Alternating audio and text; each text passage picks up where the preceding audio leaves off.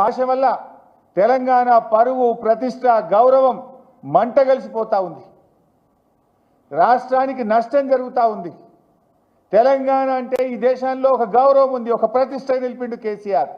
నీ భాష వల్ల, నీ చర్యల వల్ల, నీ విధానాల వల్ల, నీ పిచ్చి తుగ్లక్ చర్యల వల్ల ఈ రాష్ట్రం యొక్క పరువు ప్రతిష్ట మంటగలిసేటువంటి పరిస్థితి ఏర్పడతా ఉంది. నిన్న మేము శాసనసభలో శాసన మండలిలో కేసీఆర్ గారి పట్ల రేవంత్ రెడ్డి చేసిన అనుచిత వ్యాఖ్యలకు మేము వాకౌట్ చేసినాం. వాకౌట్ చేస్తే నిన్న మాట మార్చిండు. మీరు చూశారు అసెంబ్లీలో.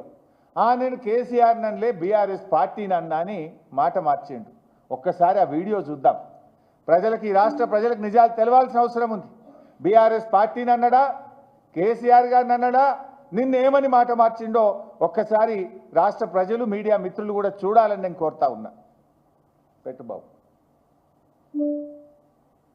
నేనే తప్పు మాట్లాడిన అధ్యక్ష.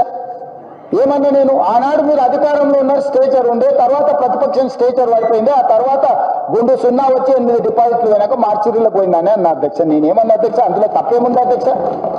బీఆర్ఎస్ ఈరోజు మార్చిరీలో ఉందని నేను చెప్పిన అధ్యక్ష. కొంతమంది మా స్ట్రేచర్ పెద్దదని, ఇంత ఉండే మా ఎమ్మెల్యేలు చెప్పేసిన స్ట్రేచర్ నాయన స్ట్రెచర్ మీద కోండి, స్ట్రేచర్ నాయన స్ట్రెచర్ మీద కోండి, స్ట్రెచర్ మీద నుంచి మార్చరికి పోతాడు రేపు పొద్దుగాల. ఇంత స్పష్టంగా మీరు చూసిండ్రు.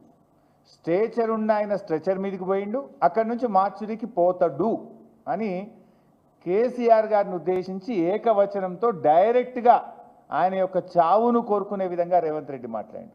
నిన్న సిగ్గు లేకుండా అసెంబ్లీలో ఏమంటాడు, మళ్ళీ మాట మార్చి, నేను కేసీఆర్ని అనలేదు, బీఆర్ఎస్ పార్టీని అన్నా. ఇంతకంటే సాక్ష్యం ఇంకోటి కావాలన్నా?